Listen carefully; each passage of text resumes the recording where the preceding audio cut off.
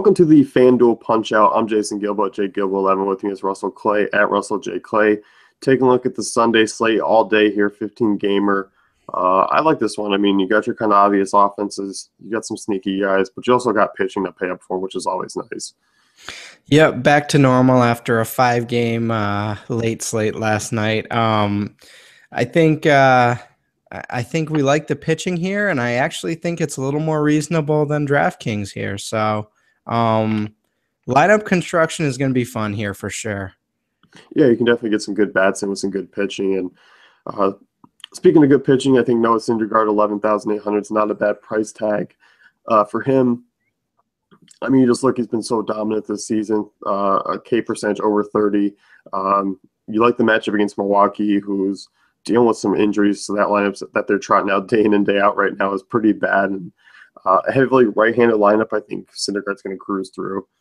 Yeah, so I mean, you look at the price, that's tough. But again, I think you can get through that, and especially for tournaments and in cash as well. I think Syndergaard is 1A. I think when you look at Max Scherzer, that's a sick price for him, and that's quite a discount. So I actually might, for the value, I might be leaning him against this Marlins lineup where they're just a big hole. There's like a canyon in the middle of their lineup right now. I mean, they're solid offense with Stanton sort of pumping, but without him and just striking out every time, I think they're an offense to target. Mm-hmm. Yeah, and I mean, you look, 10,500 is a pretty good discount. And I mean, sure, there are 30 strikeouts over the last 2 starts. It's, yeah, you feel pretty good about that. And obviously that price tag's not going to stay that way for probably more than another start. So I think you kind of jump on it. I definitely don't mind that. And Kenta Maeda, I mean, obviously he struggled the last 2 starts, but getting a matchup against the Padres at 9,100s, kind of not a bad spin down either. I still think I'm leaning towards Scherzer and Syndergaard in cash and Maeda kind of in GPPs, but I definitely don't mind it. That's enticing. But yeah, I don't think you can risk not having Syndergaard or Scherzer in cash, especially with ownership percentages considered. But yeah, that's a really nice price, and you can probably fit in a pretty solid stack. Basically 3,300 left if you put Maeda in there. So I think you can figure out a lot of nice combinations with him. Yeah, and Marcus Stroman's another guy, 7,800. I mean, that's a pretty cheap single bullet GPP pitcher. I mean, who's going up against the Twins at Target Field. So I like him a lot. I think a win's certainly there for him. Should be backed by a pretty decent ERA. I mean, not the huge strikeout rate that we've seen from Stroman this year, but obviously the Twins strike out a ton, heavily right-handed lineup. At that price tag, I mean, it's kind of hard to get away from him as far as GPPs go, because he does have that upside, and that salary relief is huge. So it's kind of like a double whammy. Right. And I mentioned I like Conley on the DraftKings show, but Stroman being less expensive than him, it doesn't take him out of play for me, but clearly you like Stroman, and for less, you kind of go that direction pretty much every time. Yeah, I agree. I mean, Conley was a guy who was cheaper than Stroman, still carried a little bit more points per dollar value, especially with some upside. Here it's a little bit different. I mean, but certainly in play. Yeah, in play, but Stroman, solid option. Yeah, definitely. Looking at catcher here, and I'm not really inclined to pay up for anyone. I think Posey, tough matchup. Victor Martinez, tough matchup. I'm kind of leaning on seeing where the lineups come out as far as what value catchers open up, because we were both in agreement. It's kind of a spot to just pay down at. Yeah, just YOLO it, especially if you got a Syndergaard or Scherzer. I think you can find enough value bats in the rest of your lineup where you can just punt here and figure it out with the rest of them. I don't see a need to pay up at catcher today. Yeah, Francisco Cervelli, 2,800. I mean, going up against Bettis is an intriguing option. I still don't mind Yan Gomes and his power surge. AJ Pierzynski, 2,300. Yeah, he was the guy we were, talking about targeting Eichhoff with some of those lefties in Atlanta. Just because, I mean, you look, Eichhoff, 371 won't be allowed to lefties in his career, 1.62 home runs per 9.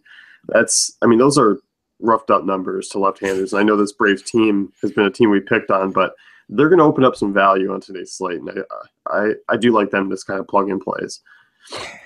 And that dude Russell Martin sitting there at 2,200, just asking for you to take him so he can get a 0. So he's sitting right there for you guys.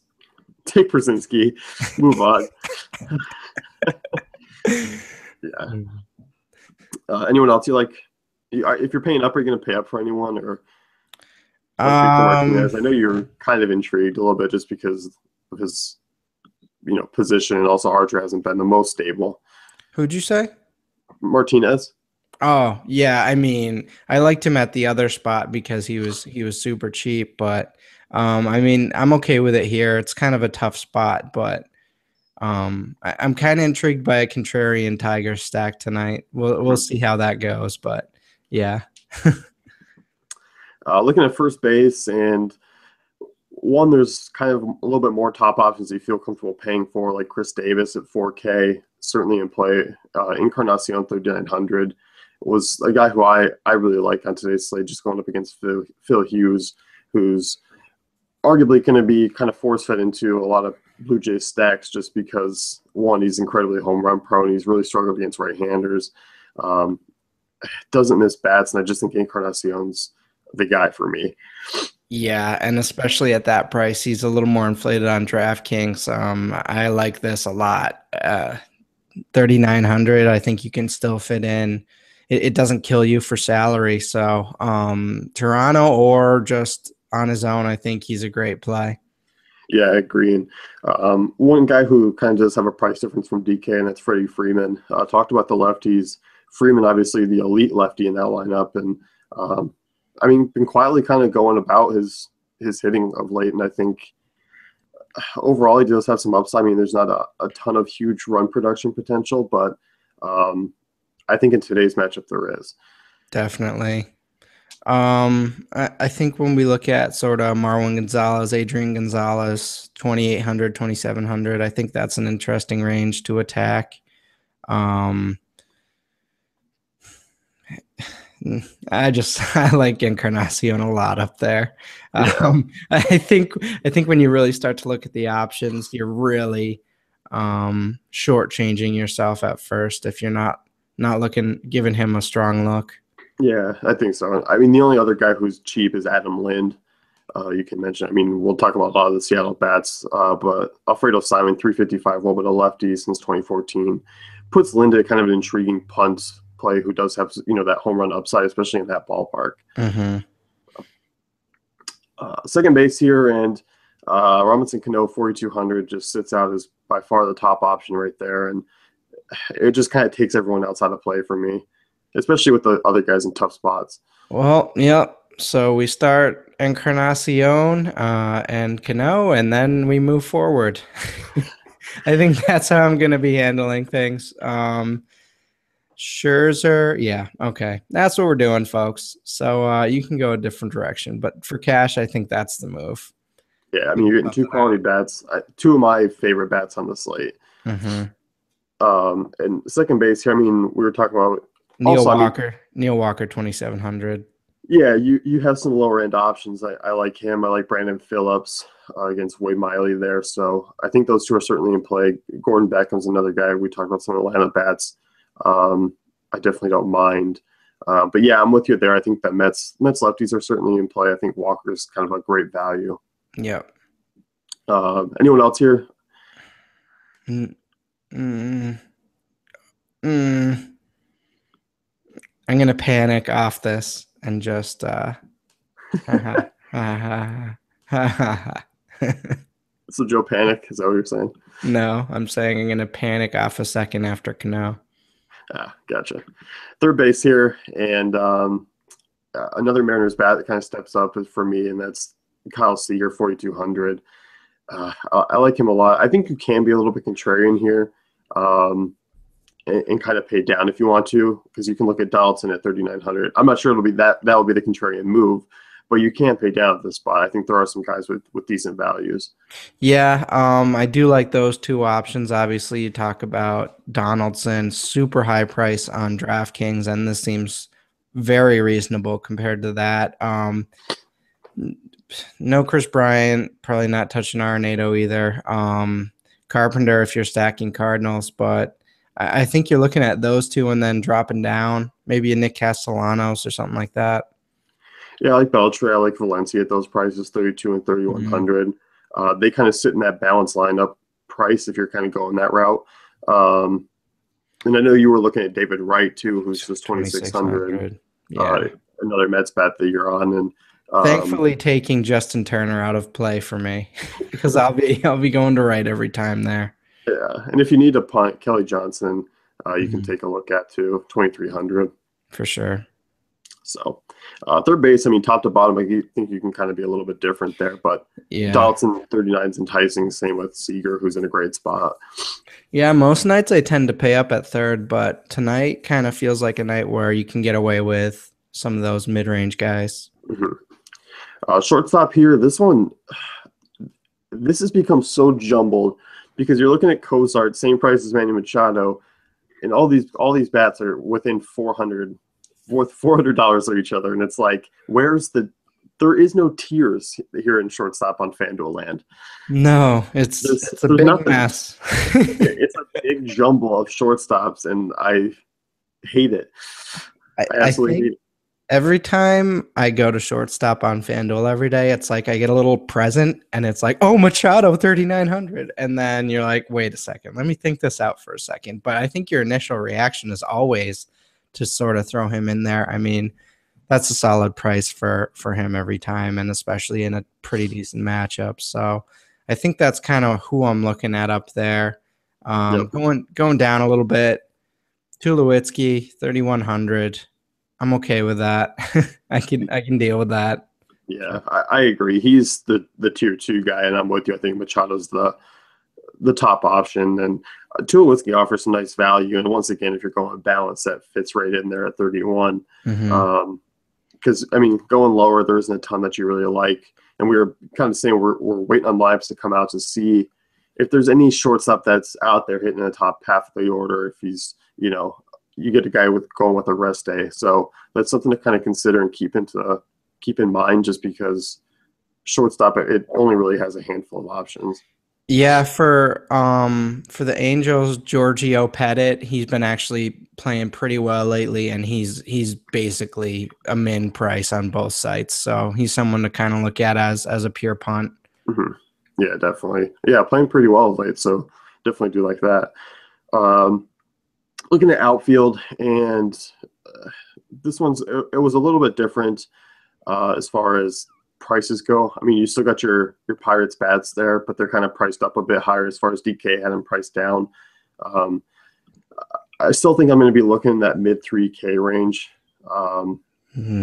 Michael Saunders 3,700 is a guy I like, and Lorenzo Cain is just one of my favorite outfielders on the slate. 3,400 for him in this spot against a lefty is kind of, it's almost like an immediate plug and play for me. I get him into my lineups.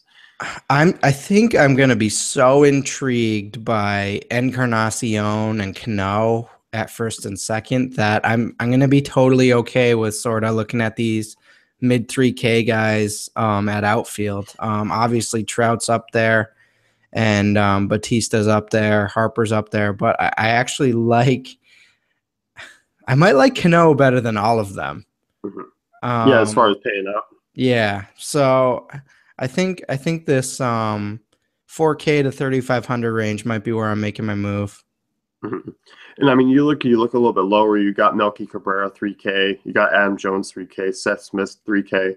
So there's a lot of value in the outfield to be had. And your boy Lorenzo Cain 3,400.